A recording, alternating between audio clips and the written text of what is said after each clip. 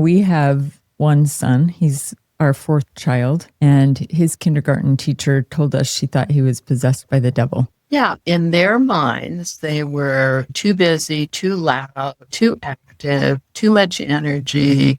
So there must be something wrong.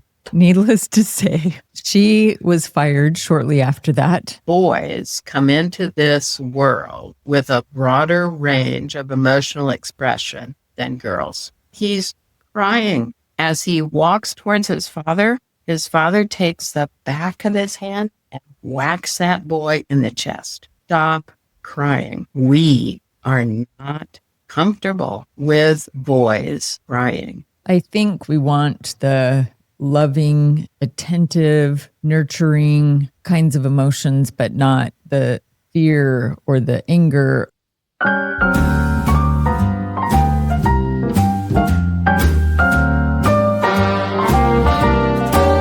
Welcome back, everyone, to Marriage IQ. We're so glad to have you back today with us. We have Dr. Gloria Vanderhorst. She's a psychologist, best known today for her pioneering focus on the emotional development of men and boys. And behind her clinical wisdom, Dr. Vanderhorst is also a celebrated author.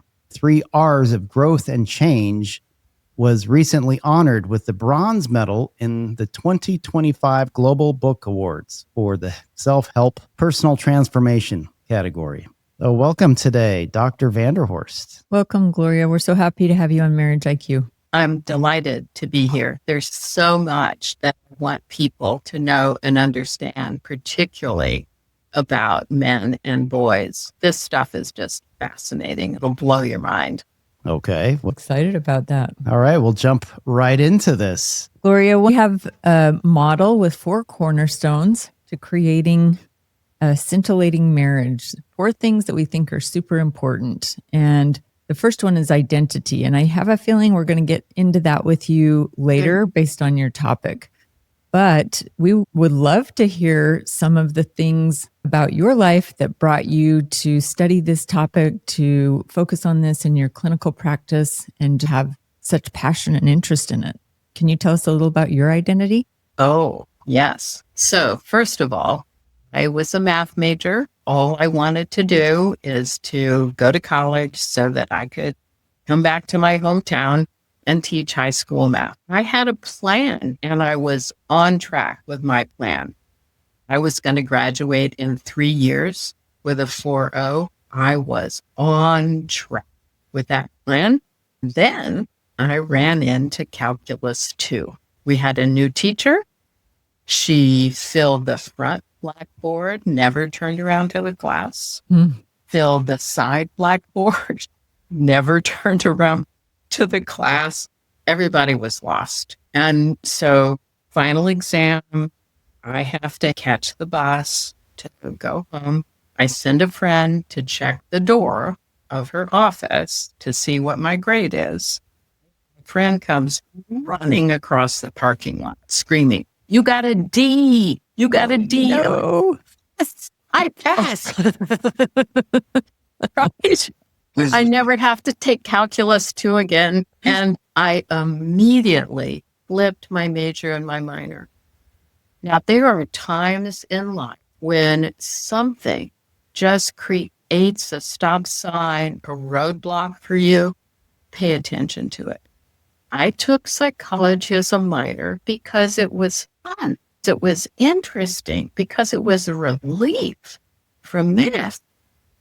But it was actually my destiny. That's exactly where I belonged. And I would not have gotten there if it were not for that calculus teacher. So I am grateful to her. What a great example of turning almost a failure into a huge win, because you got to be smart. You've got a PhD, right? Right. It was a huge shift for me, and I have never looked back. I have loved this. Calculus, the doorway to death for so many students. I think that was part of my doorway to death. When I started out as a mechanical engineer in that program, mechanical engineering, and I lasted 1 semester. And then what? And then I said I wanted to be a doctor, which to me was a lot easier, but I guess, I don't know. And how did that I work? found my calling. That's what he So- does today. He's a physician and I'm a social scientist, kind of a little more in your field, and we work together. It's Great. great and meaningful thing that we're doing. But yeah, you're right. We do switch paths sometimes. You know, things just happen to you. When I started my private practice, I had a friend who ran a preschool. And so I got lots of little kids coming in to my private practice, and all boys, right? Because preschools are run by women and they're just not that comfortable with the action and the energy and the activity of little boys. And so they start to question, is there something wrong with this little boy? And so I got a ton. So they kept sending them to you because they were problem students in their mind? Yeah, in their minds, they were too busy, too loud, too active, too much energy. So there must be something wrong. You know, we have one son. He's our fourth child. And his kindergarten teacher told us she thought he was possessed by the devil. Now, needless to say, I love it. He's No. in prison now. no, he's not. Needless to say, she was fired shortly after that. And even before I told the principal what she'd said, he said if I would have realized that, she would have been fired a lot sooner. For you, you saved education. He's the best kid now, and he is a senior in college, majoring in psychology, and wants to go on to get a PhD in clinical psychology. So you never know. That is wonderful. To all you parents out there with very active boys, That make you want to cry or have a heart attack. just Right. know that there is hope for you. So what did you find from these little boys? So it's very interesting. We have been researching boys for decades. Since the 1930s and 40s, psychologists have been researching boys. The majority of that research never reaches the public. So here's one that will blow your mind. And that is that boys come into this world with a broader range of emotional expression than girls. They have more intense positive feelings. They go higher and they go lower than girls. It's their natural tendency. They're born that way. It's got to be adaptive for something. How do they test that? Do you know? Yeah, so you can measure intensity of expression in infants. And the research is very clear that boys have a broader range of emotional intensity, both high and low, than girls do. But, right, the majority of the interaction that an infant receives is with mother, not father. So mother is not comfortable with the extreme high or the extreme low. And so her reaction, it doesn't have to be intense. Infants are emotionally brilliant. It's their survival mechanism. They know exactly how to read the world around them. And so all mother has to do is to kind of look away or, change a facial expression. And the boy perceives that as, okay, not safe for me to go up high, not safe for me to go down low.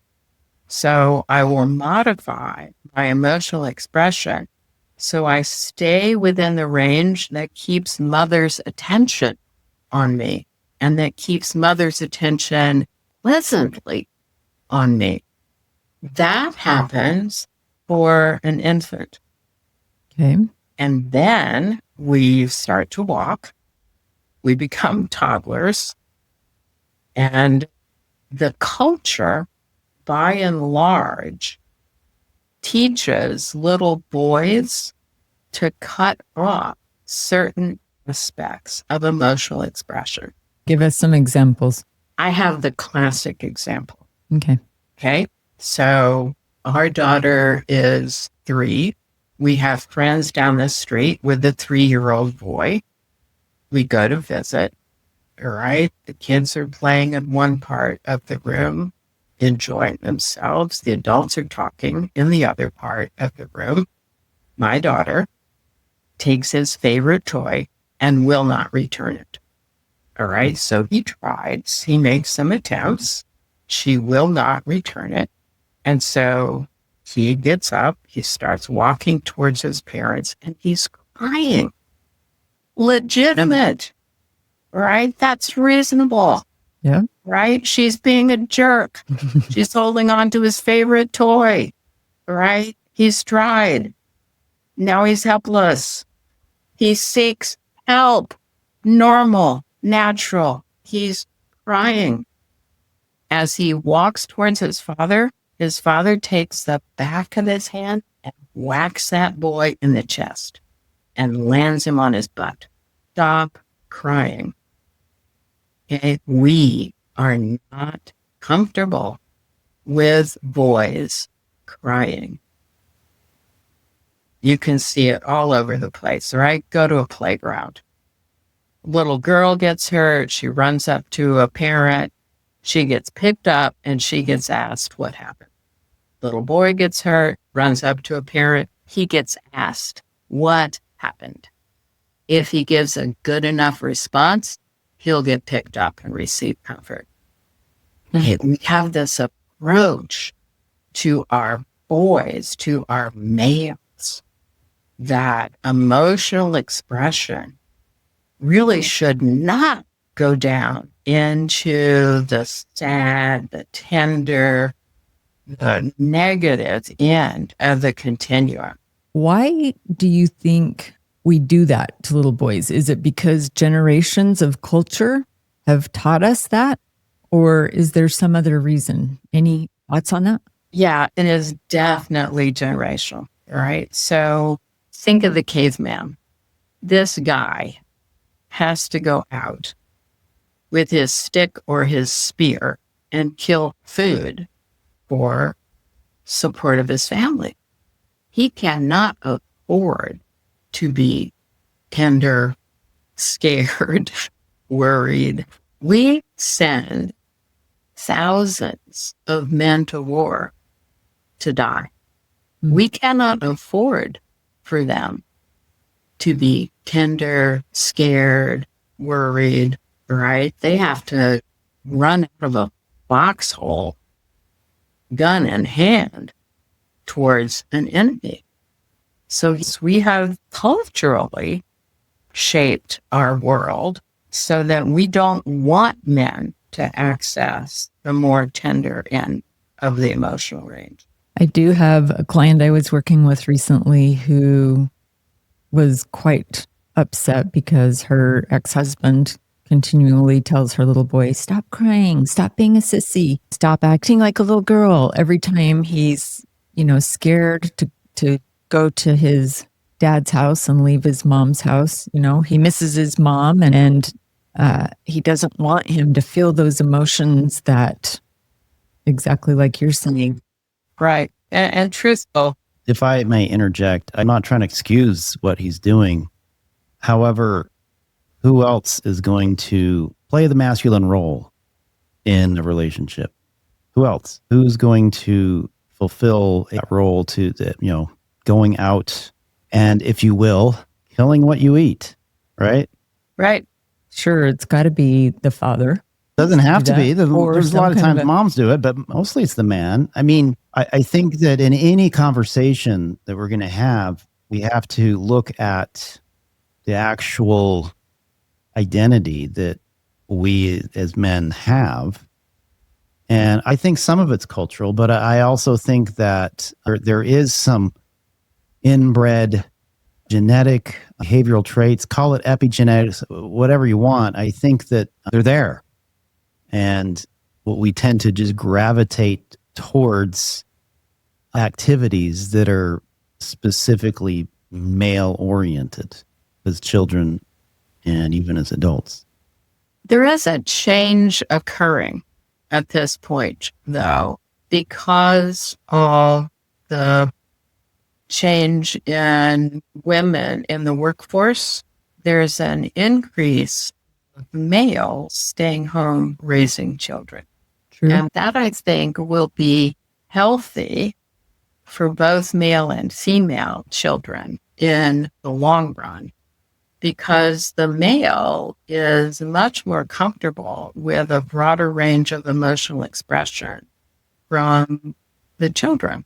So it gives the male child, and particularly the male infant, more opportunity to hold on to the access to the full range of emotional expression they're born with. Are there any other scenarios in which that might happen besides for fathers who are staying home as the caretaker?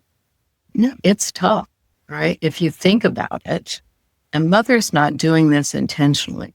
This is just a normal, natural, I'm not familiar with that degree of intensity, either in terms of happiness, silliness, joy, or that degree of intensity in terms of sadness, irritation. It's just not a part of my being and what I'm used to. And so I am going to have kind of an odd reaction, some kind of a negative discomfort reaction to it. And once again, infants are brilliant. That is their only survival mechanism, right? They do not need two experiences in order to make a change. They're brilliant in terms of reading emotion. So they only need one pass, right? And they know, okay, not going there again because I don't get attention. I don't survive if I go there again. So is this then translating into relationships as men become adults? Absolutely. Right. So we've eliminated in infancy the full range of emotional expression and culturally decided that boys don't cry.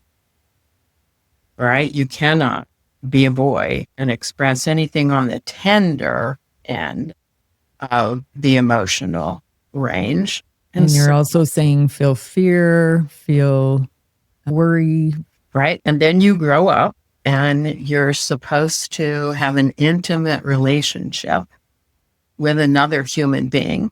Intimacy then becomes a real problem because I cannot, as a male, access the feeling states that you have trained me to avoid or eliminate. So I can't access them as a man, but women can, right? That's a great question. Women can access a broader range of distress, tenderness, empathy, but they say they would like that from their spouses. But when their spouse takes the risk of going into that territory, they don't know what to do. So the guy comes home, he's distressed and disappointed because he thought he was going to get some promotion or some advance. So he comes to report that,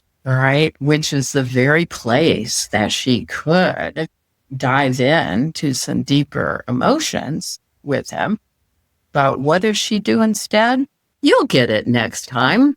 So sorry it didn't happen now, but hang in there, keep going. Well, and we don't want our brave, manly husbands to feel fear.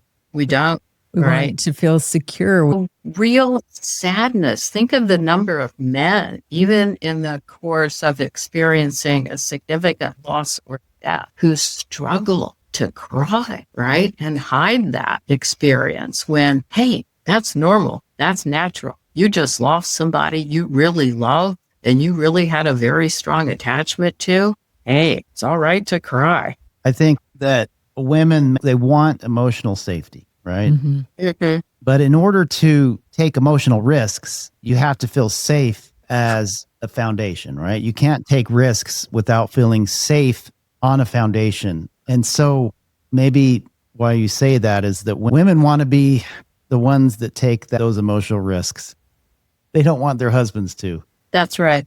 Or they don't know what to do when their husband does, right? They think they want their husband to take that risk. Right. They may theoretically want that, but when it actually happens, it's really hard. Well, and to be fair, they're probably not used to it, right? Right. Because you can say as a wife, my husband's emotionally checked out. Mm-hmm. He doesn't express any emotions. And are you saying that to complain or to feel safe in? Because maybe there's some safety in that, right? Because she knows if she has emotions going up and down, that there's a foundation to go back to, right? Of very little emotion. And want it both ways. She wants it both ways. You got it. Very good. I mean, you have to be prepared as a woman for emotional risk from both sides. Kind of a paradox. It is, but I think women, though, that they seek emotional safety, but then they're feeling good, everything's stable, everything's safe. So now let's go exploring, but it's only on her terms and not his, right? Is that? I'm going to have to think that one through. Well, look, I'm not saying this happens all the time. I think he's right on target. Really? Right. And it is not a conscious on her terms. It's never conscious, right? She doesn't know she's doing it. No, not at all. Well, I think we want the positive emotions, maybe just not the negative ones. We want the loving, attentive, nurturing kinds of emotions, but not the fear or the anger. Women can't even really tolerate distress, disappointment, worry, anxiety. The guy's going to have all of those feelings, and it is very difficult for the woman to facilitate elaborating on those, taking deeper dives into those. If she has anxiety, right, she wants everybody else to take a deeper dive with her. But if he has anxiety, then that's dangerous. Because it threatens her emotionally safe foundation in the relationship. Absolutely. Yep. Perhaps. I'm not saying this is true for everyone, but I can see how it could be true for many people, many relationships anyway. And so therein is this paradox. Yeah. I would say on the scale of men being able to show emotion, you're able to do that a little more than a lot of other men I know. Well, Does it because feel risky I for think, you? Here's the thing. I am very much a guy. Good. I have no proclivities of feeling, acting like a woman. Mm-hmm. But at the same time, I guess maybe that's one of my top values. I don't actually care a whole lot about, I do enough to not get in trouble. But if people see me as like, why are you so emotional? I guess I don't care enough to hide it. That's what it boils down to. That's why I'd be a terrible poker player. Absolutely awful. Mm-hmm. Well, and I think also, and let me know, Gloria, if you think this fits in anywhere, but you're definitely more creative. You're definitely more artsy. Is that right side of your brain or left side of your brain? Yes, right brain. Right brained. Is there right brain? Yeah. Is there any correlation between that and the ability to exhibit and access those emotions in men and boys? Definitely. Right. Right brain is where that stuff is housed. There's a show, I don't think it's still going. It's called Queer Eye for the Straight Guy. Uh-huh. And I think that played on this. Like they took a straight dude and they just kind of helped him kind of see some of these other sides that women that are highly valuable to women, but yet he can still maintain his masculine identity. Right. And that's kind of that sweet spot where you can still maintain your masculine identity and not care at all if people seeing you crying at really sad movies. Right. Like Up. Yeah, really. I mean, movies can be sad. I bawled for hours watching Up. That was emotional manipulation is what that was.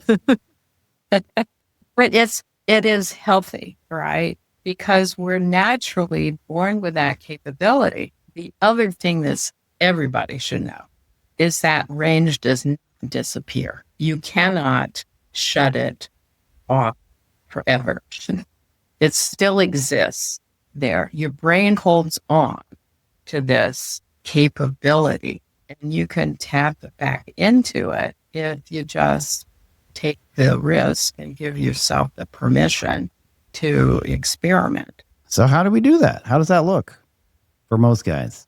Now, I think for most guys, that really looks a lot like therapy, right? Or it looks like attachment to an infant. Infants can bring out the broadest range of emotional expression for both men and women. Interesting. Right? If infants are a mystery to us. So there are a lot of men's groups that are being established all over the United States. And the focus, the purpose of these groups is to engage men in understanding, discovering, and appreciating their emotional capabilities. Okay. There's one called Everyman. There are numerous ones popping up all over the United States. They're educational groups, so some of them have speakers. They'll have small group activities. They'll have large retreat activities. And the whole purpose is to challenge men with the reality that they are emotional beings and that the culture, the society has done them a great disservice in teaching them that there's something wrong with tapping into your emotions. There's nothing wrong with tapping into your emotions. I agree.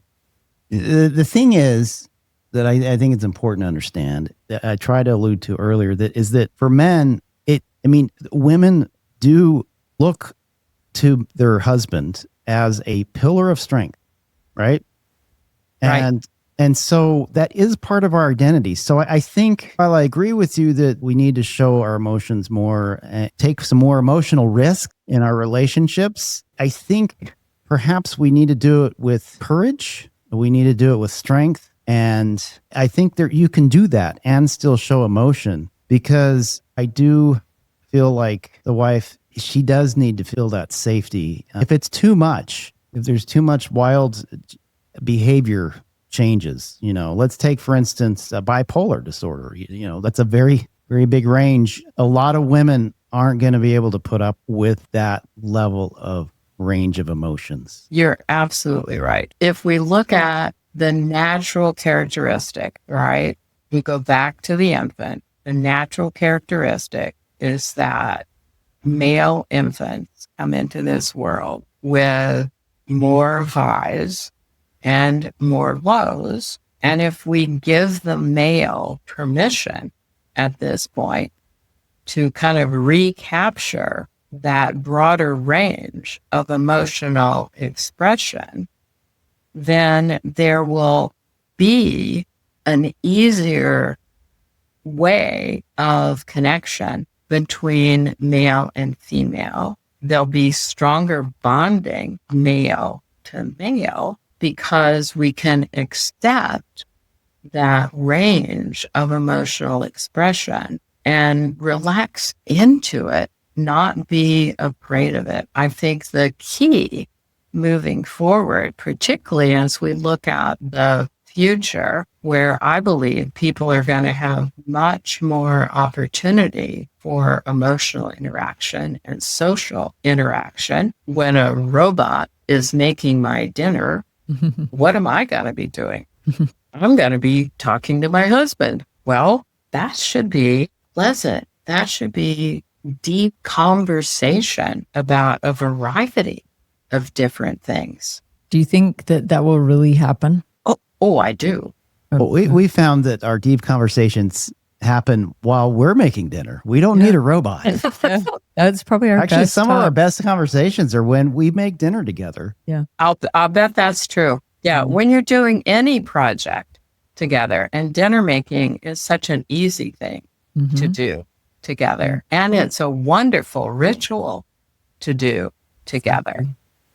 So that's a fabulous opportunity for having deeper, more meaningful conversation. I just want to drill down for a minute on what this might look like in real time. So how does that restricted emotional expression affect a couple's communication, especially during conflict? What does it look like, and what do you recommend to improve the bad parts and enhance greater emotional expression? Yeah, so think about what I've said about boys, that they have a higher range. And so the typical conflict between husband and wife will describe the male as getting angry and intense pretty quickly. All right, that's that upper range. And the female then doesn't know what to do with that. So conversation tends to escalate quickly and end destructively. Do not have the opportunity to be able to slow the process down so that each one of them gets respected, each one of them gets an opportunity to talk through, because the female can't tolerate the intense range. If you can tolerate the intense range, you would discover that it is like a flame. It will flare up, but then it will also come down, and we don't give the male the opportunity to go through that process. The female gets afraid and withdraws, ends the conversation, walks out, starts crying, variety of different things. Of course, this is not all women. This is a pattern that is typical, but this is not all women. It's not all women, but I would say the majority of women will have difficulty with the intensity that a male can display when trying to communicate something that is important or powerful for them to get across to their spouse. So if a wife then wants to invite her husband into deeper emotional connection without shaming him or without being scared of what she's seeing at those higher levels of intensity, where does she begin? I think she begins by really understanding that it's difficult for the male, first of all, to go into emotional territory. And we tend to forget that. They do not tend to do that with each other. They do not tend to do that with themselves. And so doing that with your female spouse is highly risky. So when the male takes that risk, it's very important that the female basically be able to kind of settle in to receiving that information and not being afraid of any heat that comes with it. The heat is necessary by and large because the male's not been encouraged to express or disclose emotion. So in order to do it, I've got to get a little bit higher than normal to give myself permission to do that. And that heat needs to be tolerated because it will dissipate as the male is able to really describe what's been happening, what he's been holding on to, because by and large, most of the time, this is not discussed at the beginning of a process. This is something the male has been holding on to and holding on to. And now is the opportunity to express it. So it is going to come out in more of an intense, more harsh form. And you have to be able to realize that, that's okay. It's not dangerous. It needs to be accepted as like a wave, right? In the ocean. You have tons of fun playing in the waves. So why not tolerate this wave and appreciate that you're going to get a lot more information and be able then to make a stronger connection with your husband if you can be patient, listen, and be really attentive. And what are some of the benefits then? You said a stronger connection, but if men are allowed to or able to express their emotions more fully, their emotional expression is not restricted, then what are the benefits for women? There's an incredible benefit because you're a human being. So the benefit is a deeper connection. Intimacy. That's what it is. Intimacy. What you all want, right? My husband's not intimate with me. That's what you want. So we need to just stop shutting them down. Well, according to her. That's right. So I didn't say it. I guess that would include like when your little 12-year-old in you comes out and I'm uncomfortable with silliness. Instead of suppressing that or rolling my eyes or whatever, just realize this is part of his emotional expression. This is kind of fun. I'm going to giggle at it a little bit. And be curious about what might follow that. Gloria, I'm a 12-year-old trapped in a 54-year-old body. On one level, we all are that, right? But it is true that the 12-year-old is more likely to come out from the male than the female.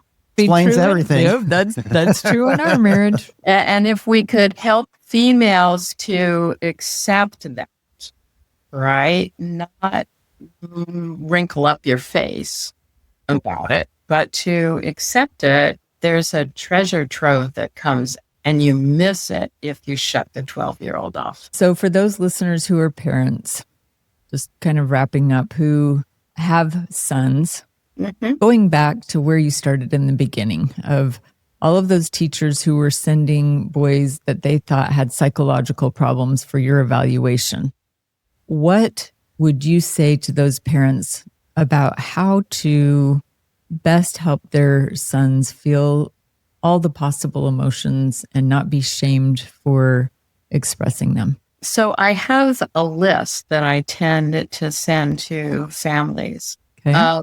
Emotional words. It's 4 pages, 3 columns on each page, right? So there are tons and tons of emotional words out there. And I tell parents, all right, copy this, put a copy on the kitchen table, put a copy in the family room, put a copy in your bedroom.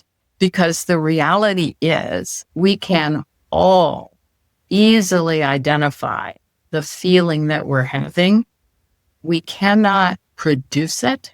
We can identify it. So you go through that feelings list and it's like, wow, I can recognize the feeling will just pop right off of the page. And then that gives me language to talk to the other person. And it is just amazing. So your brain holds on to all of these feeling states. Yeah. Feelings, wills for children. Yeah. Is that list something that you would be willing to share with our listeners? Oh, sure. Okay. Everybody will put that as a PDF on our freebie. Who would have known? Feelings, wills for kiddos. All right. I like it.